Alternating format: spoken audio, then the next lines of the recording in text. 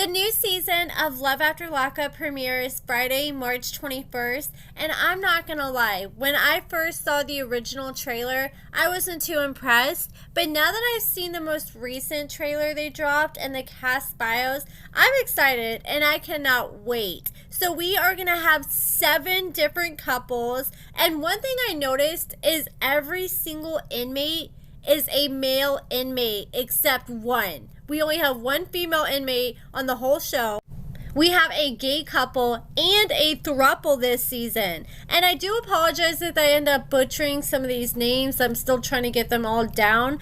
But the first couple is Kiwana and Demadric. And Kiwana, she is a hairstylist and a pharmacy tech, and she's been dating Demadric for 2 years. They were actually together before he went to prison, and he ended up cheating on her 2 different times with his baby mama. And his baby mama is a pretty woman. And I guess she's still in the picture because they showed a few scenes that we're going to see this season where I guess she ends up coming around Kiwana, and she don't want to even talk about this girl or even say her name because that's how much she loathes his baby mama. I guess he has a wandering eye, but she still decided to give him another chance, but she still has a lot of trust issues and worries that he's going to do it a 3rd time.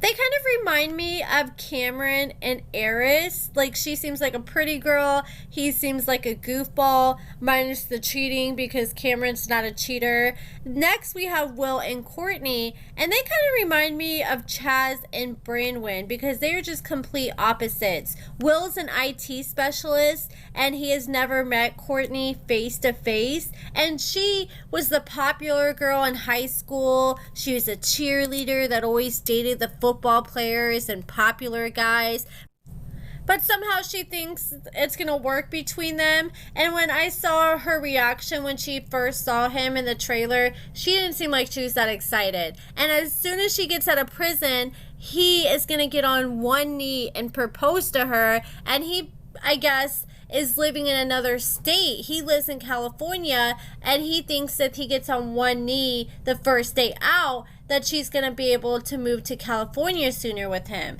And I think also because he's trying to lock her in before she changes her mind.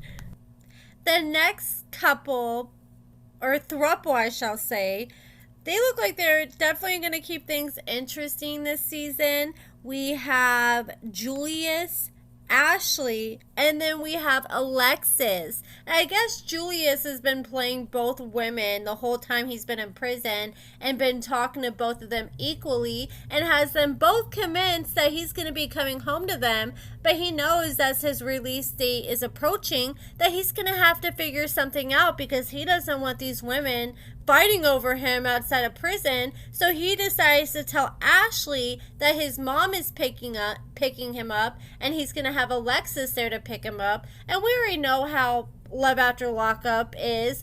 I'm sure they're gonna find a way to invite both girlfriends so we can have some kind of confrontation as soon as he gets out. And I guess he's just a little hoe. He's like, you know what? I just like having fun. And he's like, I know it's not good to keep secrets, but I'm just trying to have a good old time. You know, it's only a matter of time before the walls come crashing down and everything implodes on him. Next, we have Savannah and Bradley. I don't understand why out of all the couples they chose to bring back, they chose to bring these 2 back. And even off what I saw in the trailer, it doesn't really seem too exciting with them. We see Bradley get out, and Savannah's talking about how much she can't wait to get piped down. Then Bradley decides to bring Savannah around his sister, Alyssa, who we've seen have a lot of beef with Savannah since the last season. And he's like, I'm nervous because Savannah and my family, they're like fire and gasoline. Next, we have Brooke and JK.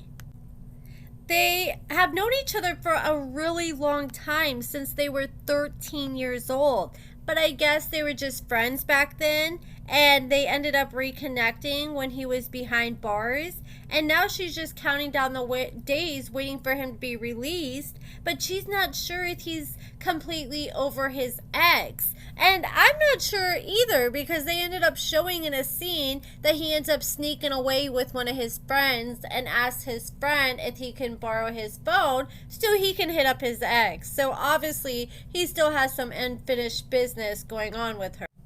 Next we have Michael and Joey, and I am looking forward to their storyline just because I know that it ends with Michael going back to jail. I'm not sure if we're going to see that part featured in this season, but yeah, spoiler alert for those of you guys who haven't already heard, Michael was arrested months ago, and he only made it out of prison for a month before he went back to jail. This was his mugshot that was shared by Sarcasm, and Joey actually came in the comments of this post talking about his arrest, and he said, "Drug use is a powerful thing. It ruins lives and families. Every time I look at his mugshot, it makes me sick. I'm truly heartbroken. This is awful." So that pretty much just tells me that he was on drugs, and that's what made him end up going back to jail, or back to his bad decision making that landed him in jail to begin with.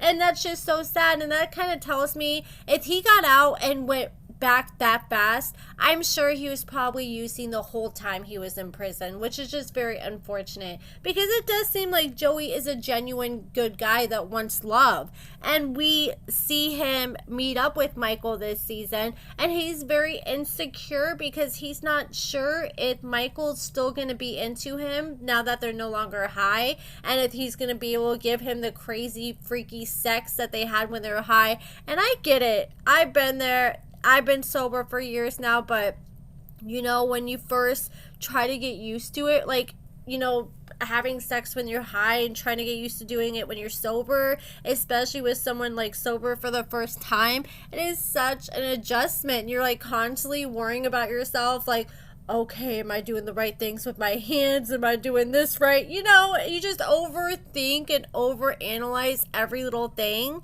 And I think Michael's going to be happy with Joey regardless, but he's worried that he may not be able to be in a monogamous relationship and just be with one person the rest of his life.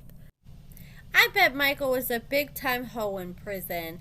Next we have Brooklyn and Brian, and I could not find any pictures or like screen grabs of Brian in the trailer outside of like what they showed with all the cast members. But they are both from Columbus, Ohio, and Brooklyn is a cheer mom, and she's eagerly been awaiting Brian's release from prison, so she's counting down the days, but her family's very skeptical of his intentions because she ended up receiving like a fat trust fund after her mom died, and they're scared that Brian may be after her trust fund instead of her. But that is it for this video, guys. We officially have one more month left to go. Oh my god, it feels like it's gonna be forever. I'm counting down the days. But let me know what you guys think in the comments below. Give this video a thumbs up, subscribe, and thank you so much for watching.